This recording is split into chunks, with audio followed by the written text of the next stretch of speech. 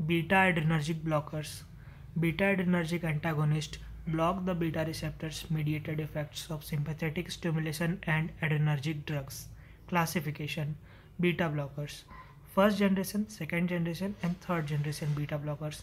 First generation beta blockers, also known as non-selective beta adrenergic blockers. Second generation known as beta 1 selective adrenergic blockers, and third generation known as beta blockers with additional vasodilatory effects, which can be further classified as non-selective and beta 1 selective. First generation drugs include timolol, nadolol, pindolol. Second generations include atenolol, acebutolol, and esmolol, also metoprolol. Third generation, which is divided into non-selective, includes carvedilol and labetalol, and beta 1 selective include betoxolol, celiprolol, and nebivolol.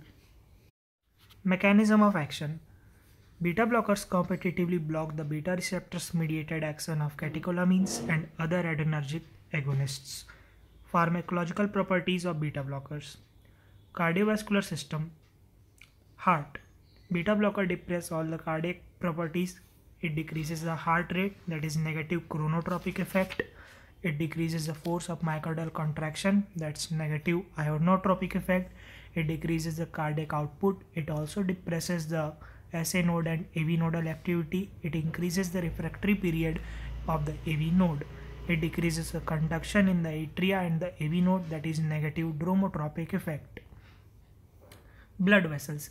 Blockage of the beta 2 receptor of the blood vessel initially may cause a rise in the peripheral vascular resistance due to unopposed alpha 1 action. However, continued administration of these drugs will lead to fall in the peripheral resistance in the patient with hypertension due to chronic reduction in the cardiac output. Both systolic and diastolic blood pressure gets reduced. They also reduce the release of renin from juxtaglomerular apparatus due to the blockage of the beta 1 receptor and decrease the central sympathetic outflow. Respiratory system. Blockage of the beta 2 receptor in the bronchial smooth muscles can produce severe bronchospasm in the patient with the COPD and the asthma. Therefore, beta blockers should be avoided in patients with asthma and COPD. Selective beta 1 blockers such as atenolol, metoprolol, etc. are less likely to cause bronchospasm. Skeletal muscles. On chronic uses, beta blockers may cause skeletal muscle weakness and tiredness due to blockade of the beta 2 receptor of skeletal muscle and blood vessels supplying them. It also reduces the stress-induced tremors. Metabolic effects. Beta blockers inhibit the glycogenolysis and delays the recovery from hypoglycemia. They also mask the warning signs or symptoms of hypoglycemia, and therefore beta blockers should be used cautiously in the diabetic patients and hypoglycemic, as it is a hypoglycemic agent. Chronic use of non-selective beta blockers decreases the HDL, cholesterol, and LDL cholesterol ratio, which may be increase the risk of coronary artery disease. Eyes. Beta blocker on topical administration decreases IOP, that is the intraocular pressure, by reducing the secretion of aqueous humor. Pharmacokinetics. Propranolol is highly lipid soluble and is well absorbed from GI tract. However, the bioavailability of the propranolol is low because of its extensive first pass metabolism. It is highly bound to the plasma protein and has a large volume of distribution, freely crosses the BBB and metabolites and excretes in the urine. Adverse effects of beta blockers. They are mainly an extension of the pharmacological action on CVS, bradycardia, heart block, and may precipitate congestive heart failure in patients with low cardiac reserve. Blockage of the vascular beta 2 receptor can cause unopposed alpha 1 action that reduces further blood supply and may worsen the peripheral vascular disease. Beta blockers can exacerbate the variant angina due to unopposed alpha 1 action and hence contraindicated in this condition. Respiratory system. Blockage of the beta 2 receptor in the bronchial smooth muscle can cause severe bronchospasm in the patient with asthma and COPD. Hence, beta blockers are contraindicated in the above conditions. CNS. Sleep disturbance, hallucinations, fatigue, and mental depressions. These are the symptoms seen due to beta blockers. Metabolic recovery from hypoglycemia induced by anti-diabetic drugs is delayed by the beta blockers. Beta blockers may mask the warning signs and symptoms of hypoglycemia, muscular weakness and tiredness. These are due to reduced blood flow to the skeletal muscle. Withdrawal symptoms. Abrupt withdrawal of the beta blockers after chronic use is dangerous because of angina or frank myocardial infarction, and even sudden death can occur. This is due to upregulation or supersensitivity of beta blockers in the response to prolonged blockade. Drug interactions. Propranolol and verapamil. They produce additive cardiac depressant effect and may cause CCF, bradyarrhythmias, heart block, and even cardiac arrest. Propranolol and lignocaine. Propranolol reduces the clearance of the lignocaine by decreasing the hepatic blood flow. Cholestyramine and cholestyramine into beta blockers. Cholestyramine and cholestyramine are bile acid binding resins. They bind to the beta blockers in the gut and interfere with the absorption of the beta blockers.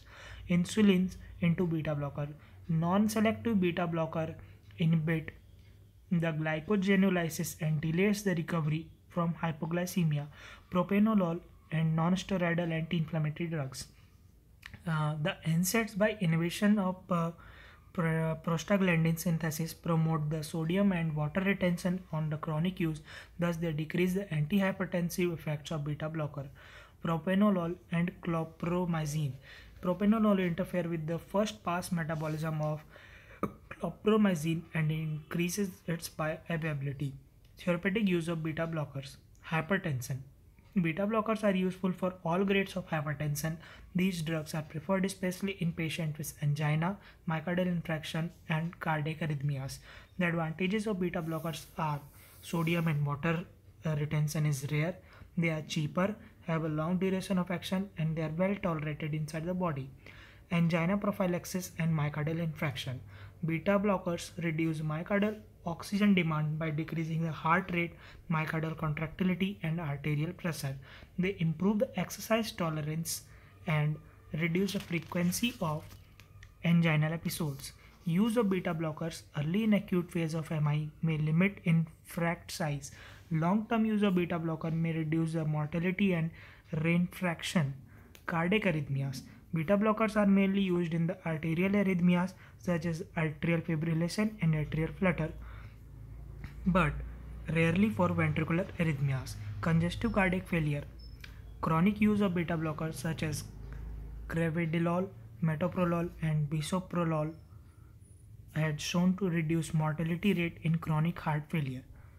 Pheochromocytoma. Beta blockers are used to control the cardiac manifestation of pheochromocytoma but should not be given alone. Glaucoma.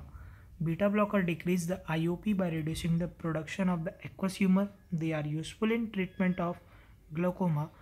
Timolol, ketilol, levutalol, butoxolol, etc. are topically in glaucoma. They are given. Timolol is the most frequently used beta blocker in glaucoma. Butoxolol is a selective beta-1 blocker and hence systemic adverse effects are rare. Prophylaxis of migraine. Propranolol and metoprolol are effective in reducing the frequency of migraine headache.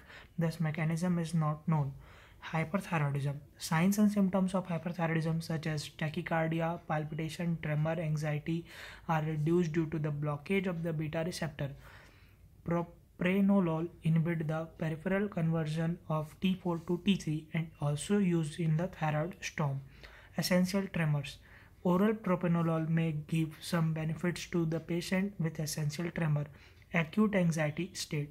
Beta blockers are used in controlling the symptoms of acute anxiety such as palpitation, tachycardia, tremors, and sweating.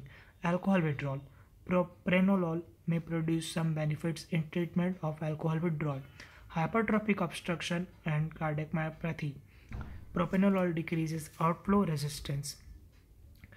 Dissecting aortic aneurysm. Beta blockers are useful in management of the dissecting aortic aneurysm. They decrease the cardiac contractility and rate of development of pressure during the systole. Selective beta 1 adrenergic blockers, esmolol. It is having a T half of about 10 minutes. It's administered intravenously.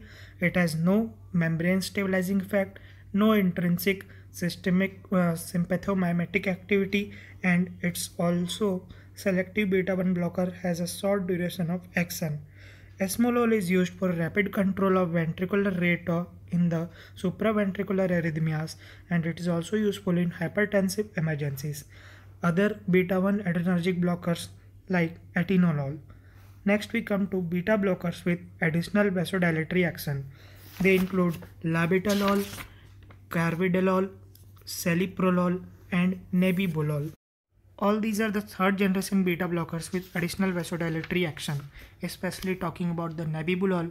So it has nitrogen oxide mediated vasodilatory action, and it's having no membrane stabilizing activity, no intrinsic sympathomimetic activity, no unfavorable effects on lipid profile, and it is also used for control of hypertension and congestive cardiac failure.